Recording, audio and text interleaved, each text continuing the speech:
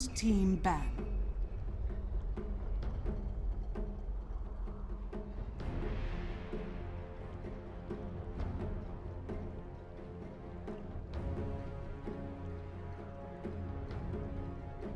Ten seconds remaining. 5 seconds remaining.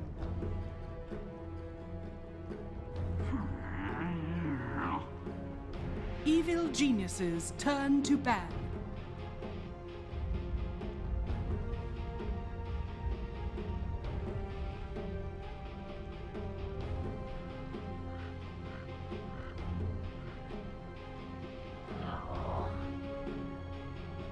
Radiant team ban.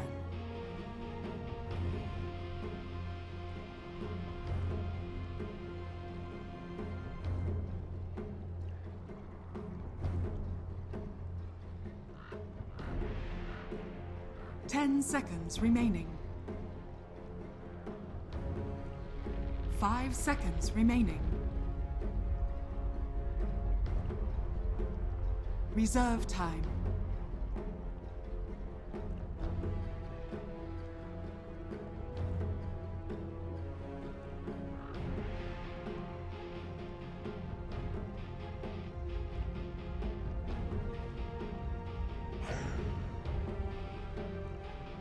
Evil geniuses turn to pick.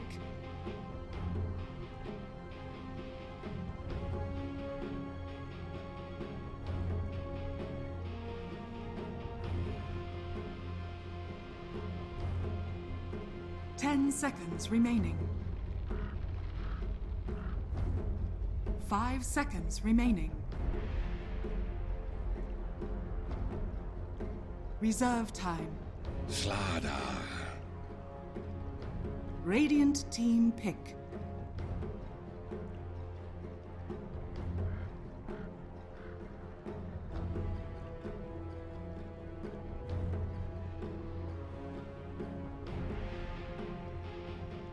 Ten seconds remaining.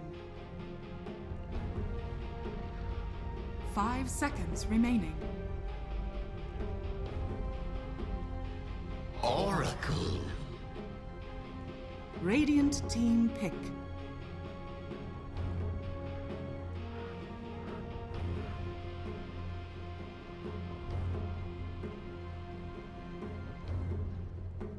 Ladies and gentlemen, welcome back into the TI6 American Qualifiers. We are here with our last game of the day. It is Evil Geniuses versus FDL, and actually should be a pretty good one here, as we will jump into the draft momentarily. My name is Mott. He's Charlie. Charlie, of course, you know all of these EG players pretty damn well. Unfortunately. Yeah.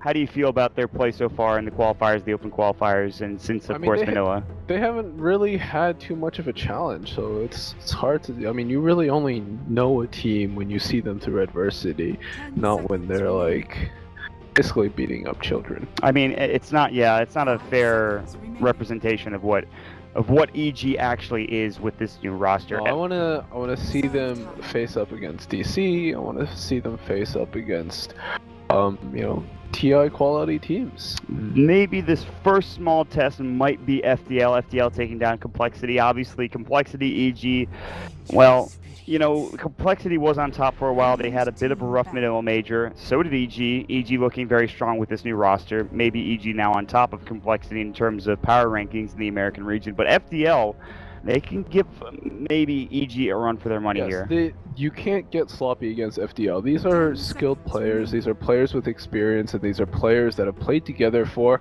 you know, a relatively, you know, relative to the rest of North America, a relatively long time. Yeah, well, I mean, when everybody else is disbanding literally, you know, 1 weeks, you know, before the major even starts or the qualifiers start, then you know it's a problem. So, EG and FDL, they're going toe-to-toe, and with that, we'll jump into the draft now.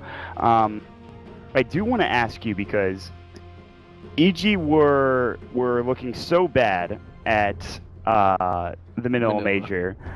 Do you think that it's too early for us to say that they're back? Do you think it's too early? You know, they haven't played against DC yet. Of course it's too early. Okay. You haven't seen them play against real top tier teams. You haven't seen them play against teams that have attended majors. So Still too early, but for now they do look good. They do look like they have a better idea of how to win when it comes to this patch and just in general. It just feels like they were really missing Universe. They were really missing Fear playing the carry. The way the rosters was, the way the roster was at Manila, just it wasn't conducive to them winning. I don't think at all. It really comes down to chemistry, right? Right. When you get to the highest level, it comes down to how well do you work with other people and how well do you work through adversity. How well do you sort of make all the pieces fit.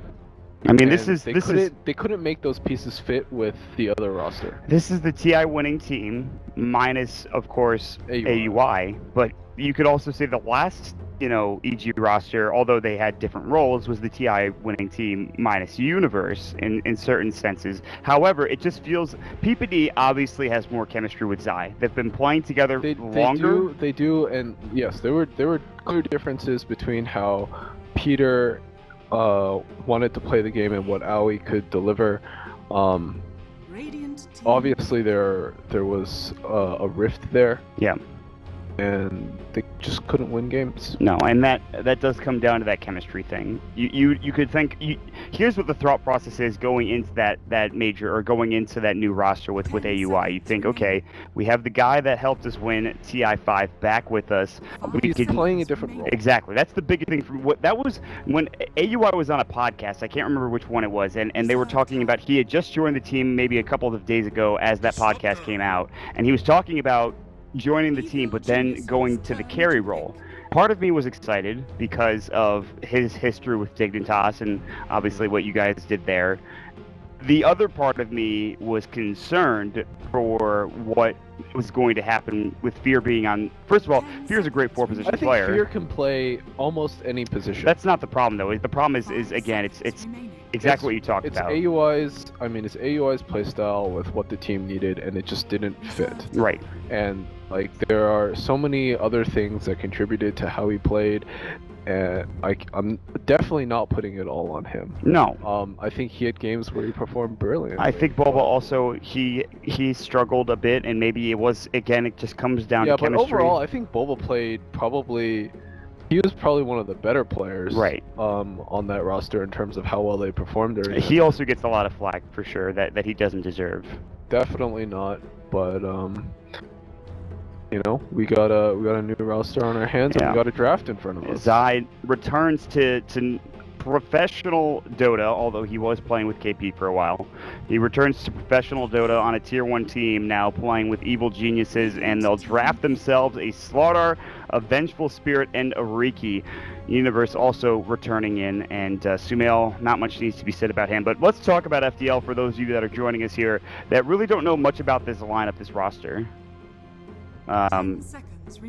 For FDL, a big part of their play is CNC, that young 16-year-old mid player. Didn't perform the best in that game against Complexity, but still for this roster, FDL they're looking very strong. Bisa had an amazing game on that Faceless Void, and really it was an impressive display, I think, for FDL in that game against Complexity. It's hard to do. Hold on a second. I think we're both going into the same output. Okay. So we don't have to worry about it. Okay. I know you're concerned. And Grant was concerned about the same thing, but sorry, we were technical difficulties. Yeah, we were dealing with technical difficulties, guys. So I do apologize if it sounded like I was really confused about something. No, it doesn't. You could I would keep it on, honestly, unless it really bothers you. Just in case. Whatever. Anyways, we got a draft. We do have a draft. Something we've been seeing a lot out of teams in this qualifier that aren't Complexity, EG, or Digital Chaos, the Oracle first two. Yeah, well, Stan King played the Oracle against Complexity. Yeah, he did play a pretty good Oracle. He played a very good Oracle game, that game, but I don't think it was necessarily the Oracle that really won it for No, them. no, I don't think so. It was a team effort. By the way, Oracle Disruptor was the same support duo they had in that game. It was. It worked out well, but they did have the Chronosphere on top of it, which, by the way, is first ban for Evil Geniuses. So, EG clearly doing their homework. And they banned the Death Prophet as well. Yes, although CCNC didn't have the greatest game on DP that game. No, he didn't. But there was a lot of synergy between the Death Prophet, the Oracle, and the Void. So I understand why they picked it here. But what I don't really get are these teams prioritizing the Oracle so early. Do you think it wouldn't be banned out? No, I don't. I agree with you. I don't think it would have been banned, honestly. I mean, it might have been banned by EG because he played it so well, Stan King played it so well, but I'm not even sure that's the case. There are other heroes to ban. If they didn't ban the Disruptor, then why ban the Oracle, in my opinion? I agree. Why ban that hero? Evil Geniuses will take the Terrorblade, what I imagine to be Fear's hero, although you... No, it'll be Fear. It's not going to be a Sumail hero. I know that, like, the thing, I just... crazy that he has such a huge hero pool, honestly. I know that he's got a huge hero pool. I've never seen a Fear Terrorblade. When you're like 80 years old and you've been playing Dota that long, you can play anything. I know. It's actually kind of nuts. Clinton he has a gigantic hero pool, and they will be playing the Terrorblade, and that is a hero that I'm kind of actually interested in the win rate in this hero. I know we've only had 1 day of action so far, but the open qualifiers too. How well did everyone play the Terrorblade is what I'm interested in, because that hero I feel like is very strong right now because of Sunder. Dragonlance in particular makes you so much stronger. I feel like you almost kind of need some sort of armor reduction to deal with the Terrorblade because he's so... That's the thing. His early on in the game, no HP, but the amount of armor that he has is gigantic. No, that's the great thing about him now is that yes, he requires, farm. He's typically viewed as like a super late game carry, but at the same time, he also provides a lot of pressure in the early game. Yeah. If you manage to secure your safe lane, which a lot of these teams are, because offlaners have tended to just abandon their offlane and just go into the jungle early, and you just give Terrorblade a lot of space to be able to level and push your tower. At that point, then he creates. He can take a tower early. He can also go into the jungle. You view him as a late game carry, but he has a lot of early game abilities that allow him to be, he doesn't have like the drawbacks of a Spectre or something. Right. Or an anti-mage. I agree with that. Yeah, Terrorblade is... He really just needs like Tread Tequila to be, and Metamorphosis to be strong enough to help in team fights with his abilities. And Conjure Image helps. Also, Reflection is super strong. Yep, especially when it gets leveled up to the late game and it's later on, because it uses the images, it uses the heroes that are against the enemy team. And Reflection is a very good ability. And really, the Terrorblade pick, I think, was really good against Jug, and I'm surprised that FDL let it through. They decided to ban out the Drow, which is interesting. I guess they saw the Vengeful Spirit and were concerned about a Drow strat. I don't know if that's the best play, and now Shrek coming out. This is usually a Complexity special. It is the CC and C Lesh, and he's going to be mid. Now, by the way, should point this out, it is going to be Universe playing the Tidehunter. Oh, it is a Sumail Terrorblade. Spoke too soon. I was like, I've never seen Fear play Terrorblade, and I don't think I will see Fear play Terrorblade, at least not this game. That's a mid-TB coming out for EG, and they FDL must have knew this when they picked Flash. They must have knew because who else is going mid? When the Tide came out, they knew it had to be a mid-TB. I'm very skeptical here. I kind of want to see how this works out. I want to see how FDL respond. But while we're waiting, we do have some predictions to go over. Total number of Roshan kills. I don't I'll say 3. 3. I'll say it's either. That's I fair. think it's going to be 3 or 4. 3 or 4. There's a Slaughter Venge on the side of the Dire. It's going to be 3 or 4. Yeah, that's a good point. That's a very good point. I'll say 3. Oh, there's 3, 4, or 5 plus. The question is this game going to go late enough for it to go to 4? It's very possible. It'll take 40 minutes for it to get to 4. I'm gonna say 3. I'll 3. Okay. Will there be a quarter snipe? I'm gonna say no. I don't think Highest player with the highest net worth by 10 minutes. Sumail, I would say. I'm gonna go with the Juggernaut. Okay, you do that. I'm going with Sumail. Total number of towers killed before 25 minutes. To battle. They have the 0. Terrorblade, but that's about it, really. There's Lesh on the other side, so... I'm gonna say 0 to 5. I don't know. DC did pretty well with not a good tower pushing lineup last game, but I guess they were I crushing. mean, that was a stomp. I don't think this will be as stompy. I'm going to trust my gut and say 6 to 10. Okay, fine. I'll go with 6 to 10 as well. All right. Well, we'll see how things start out as AG will secure the top rune. Let's take a look at Terrorblade's items, because I think this is important and the most interesting thing. You have double Tango, Poor Man's Shield, GG Brands, plus Fairy Fire. He's playing it like he's playing PL mid. Right. But this is not PL mid. Yeah, and the major difference is that you don't have that escapability with Doppelganger. You're very squishy, but he does have 12 armor at his first level. Yeah, so but Leshrac is he doesn't care about armor, really. I mean, well, a bit. I mean, you do want to get in the value off your right clicks, but Leshrac does have a lot of magic damage. if he gets a Poor Man's Shield proc and he has 11 armor, then you're really not going to be doing any damage. And you can see it already. Samil just goes straight for meta. He wants to get off to a good, fast start. Speaking of a fast start, MGW caught with a magic missile. Fairy Fire will go, but he gets the ring crushed up. They don't have smoke screen. They'll have to dive under the tower a little bit. Another Fairy Fire committed, but it is still first blood for PPD. And it was a little close for Zai there. Nonetheless, it is still going pretty well. Split Earth will miss from CC&C. The radius at level 1, not very large. And he's missing out on a lot of CS, and this is just the Terrorblade with Metamorphosis. It's very hard to CS against this hero when he's in this form. This is definitely a new look that I don't think we've seen out of any team so far, the mid Terrorblade. The problem is what happens when he's not in Metamorphosis? Right, this is where that cooldown is really long. CC&C has to make up the most ground here, and even with the Quelling Blade, you should still be able to get good farm for CC&C. You should be able to deny just fine. The good thing about Terrorblade is that actually his damage is pretty good even without Metamorphosis. The animation is also fine, 61 plus 2 damage plus the Quelling Blade. I actually think mid Terrorblade might be pretty okay in this matchup. I mean, it's I'd say this is not the greatest judge, just because like watching Sumail against other mids, especially mids that aren't the typical quality that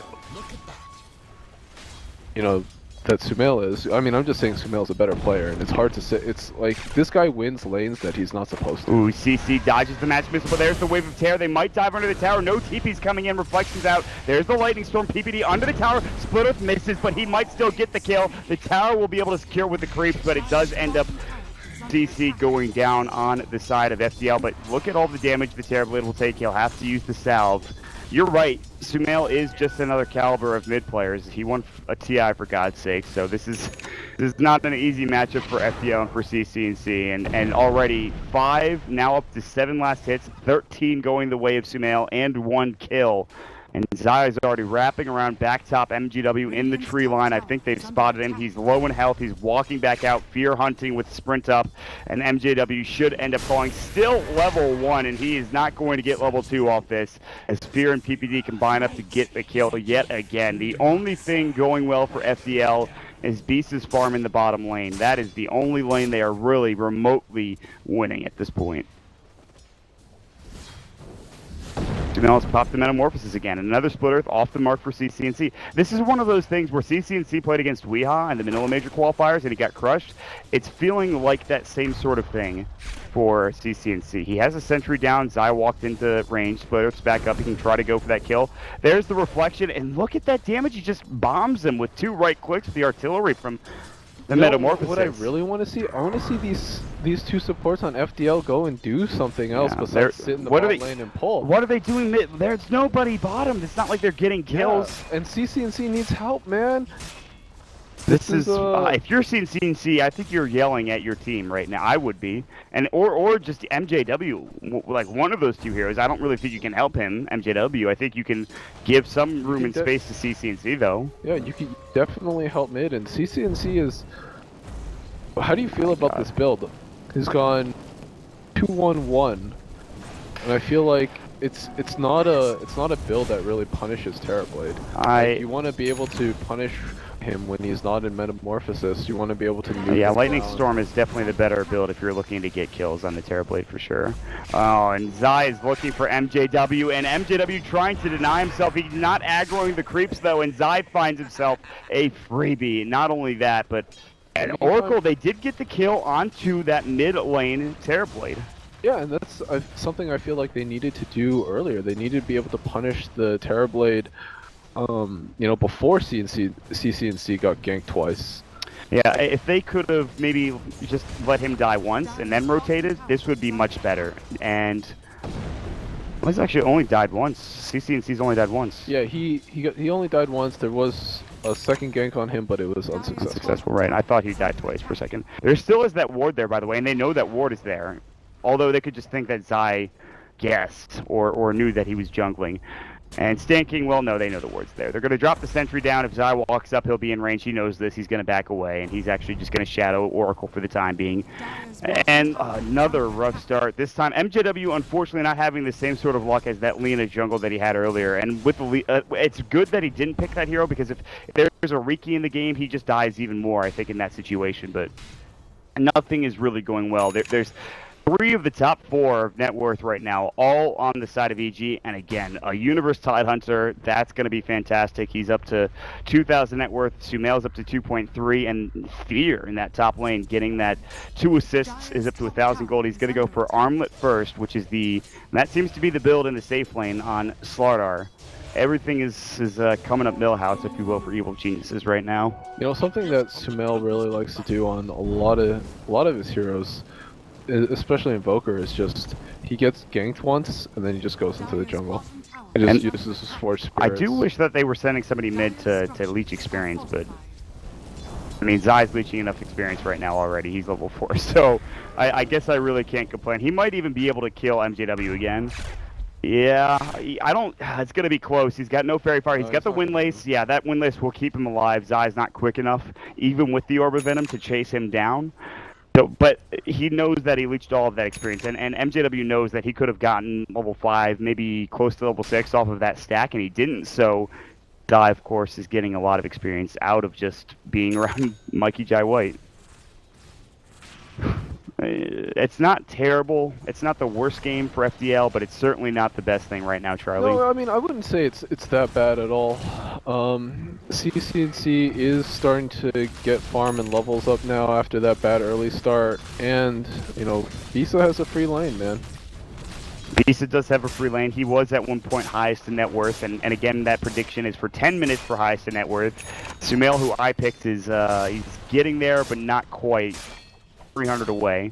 Smoke, no. Zai's just going to walk down bottom. Invis with Cloak and Dagger. Universe will head down there, waddling up as the Watermelon with Arcanes and level 7. A Ravage could come in with a smoke screen on top, and it looks like they might go for Bisa.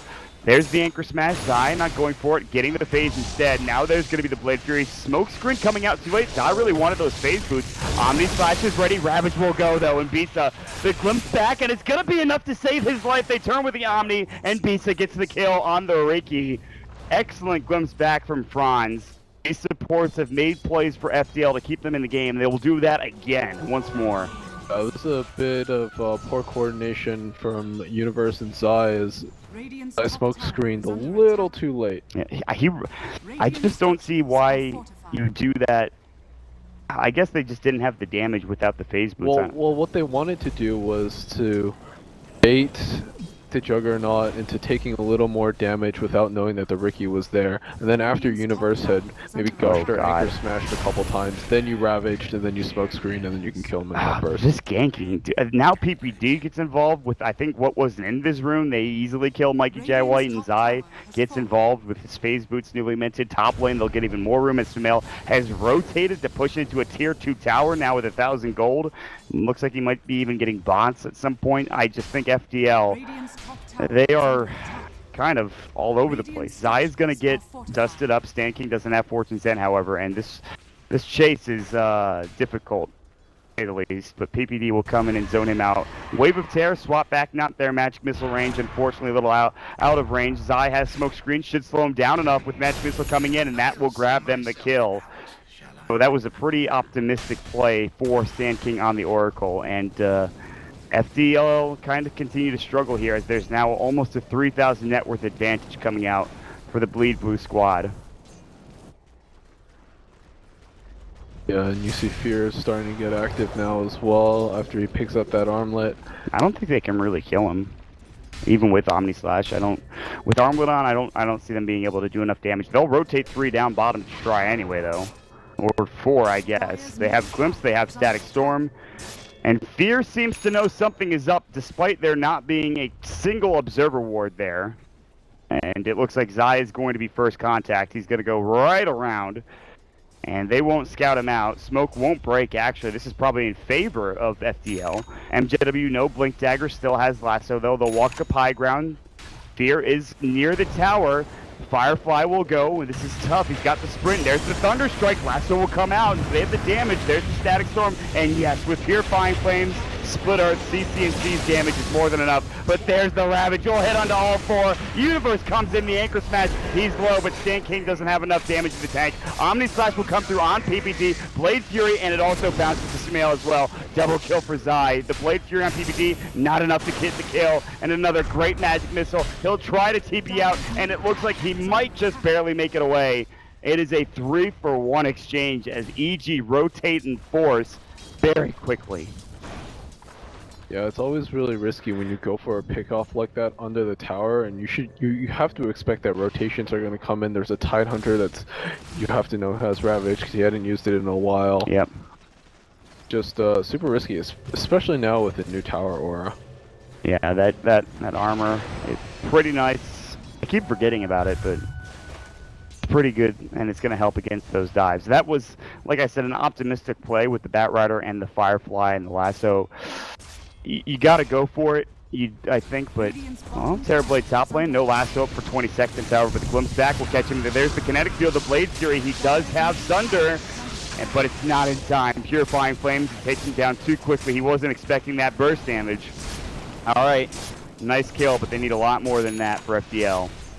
Yeah, and that is a pretty nice pick off. Bit sloppy from Sumail to be farming up in that position, especially when the rest of FDL was CC, tricks of the trade keep Zai alive, and if there was a stick up for CC&C, he probably gets that kill and stays alive. Unfortunately, doesn't have that regen. The Magic Wand, pretty nice item to have. I know you want the point booster, the bottle, the soul ring.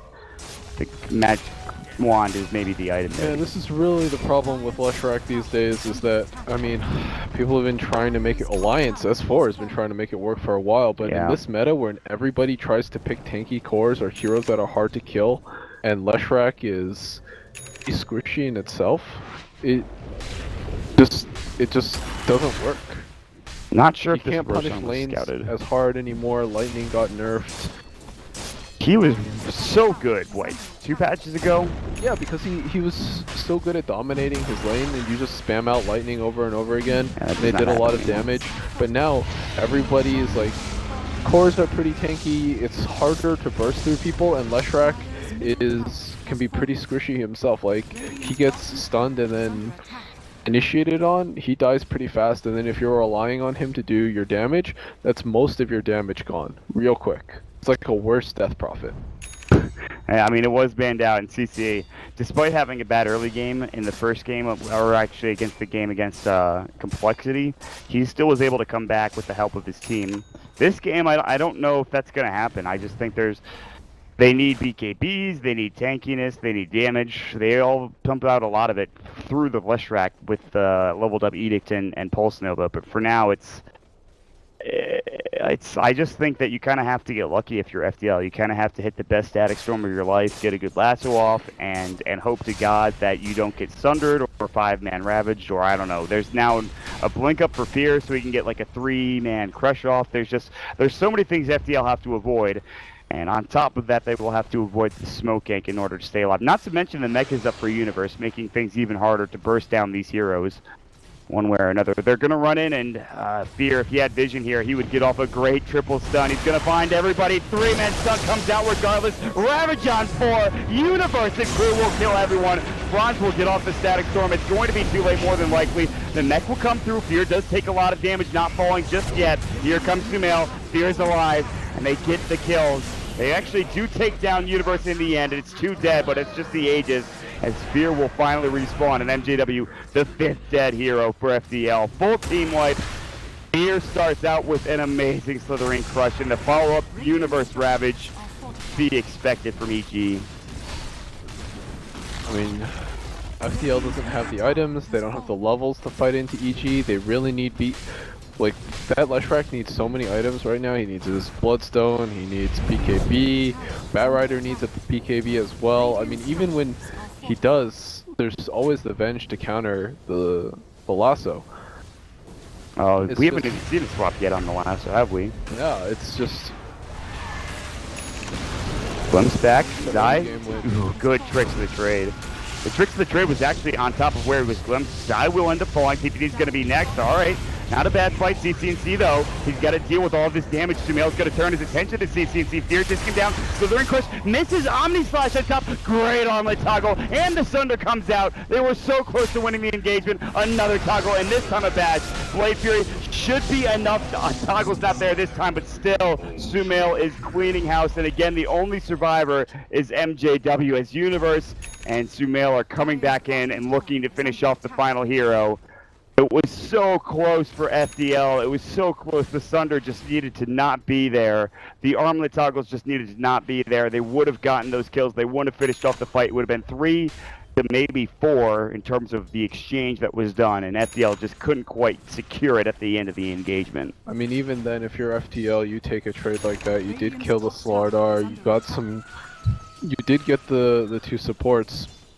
And at this point, if you're this far behind, no, you take what you can get. The good news, the good news in this situation is the high ground has not been breached, and high ground defense-wise, it's okay. It could be better. CCNC is good at clearing creep waves. The inevitable problem was going to be the Terrorblade coming up high ground with Metamorphosis, Dragonlance SNY, Universe Blink Ravage, which is done in 250 gold or 200 gold. And that's going to be the problem. CCNC will sit top. Zai is going to come through, and he's going to scout things out. He does see that they're trying to bait the Leshrac. Well, are they even trying to bait the Leshrac? I don't know. I think, yeah, a little bit. They were sitting behind him. Well, they have a ward scouting it out, so it's not going to be successful. Won't scout Zai. This is Observer Ward for the Radiant team. They'll scout Fear as well as PPD coming over. Get back up in smoke, but I hope they don't do it. They did it very close to that Observer Ward, and CCNC actually did do it under the Observer Ward. You want to know what's insane? What's that? Zai has a defusal. Yeah, he's very farmed. And he's still not as farmed as MJW, although he's close. That Blink Dagger's helping a lot. Zai, first contact, they need dust. They don't have it. They'll drop the sentry, but he gets off the smoke screen, and no last goes. He blinks into the smoke screen. Static Storm will catch on to just die, and it might actually bring him down. Swap back. Fortune's End, he's sitting at 40 HP, will regen up, and now the chase is on. Dan King getting caught, amp damage. False Promise will go, keeping him alive. The right click's coming through, but he gets bashed up. He can't TP home, and he's going to go down. He's just wasting time from EG. 2 dead for FDL, and the push down mid will commence with Ravage still up and ready. The Blink Ravage, I should remind you, and probably meta. And they will go for the tier 3 tower, and probably the end of the game here, unless FDL can mount a significant defense. Well, the good thing for FDL is that their respawn timers are so low, so right. the Leshrac and the Oracle should be up. I mean, by the time they lose the tier 3, but the thing is that FDL or EG have such a good pushing lineup, it's actually ridiculous. Yeah, even when they are up, there's not... They're probably going to lose the full set of racks. Slithering Crush will find Franz, the amp damage is up, and he dies so quickly, and they're looking for more. PPD can't find that swap back. Universe will go to work. He has the Anchor Smash. Swap in, there it is. CCNC, smoke screen is up. They drop the Ravage down onto 2. MJW, they'll find another Slithering Crush with the tricks of the trade on top, and that is it. GG is called, 4 dead for FDL. EG finished them off handedly at 18 minutes into the game. Charlie. Well... it was a much quicker game than I think we expected. I thought FDL would give them a better run for their money. Like I said, this was EG's first small hurdle. We'll call it a little bump in the road for them. If they were going to perform poorly, then that would just show, okay, maybe they're not there yet, or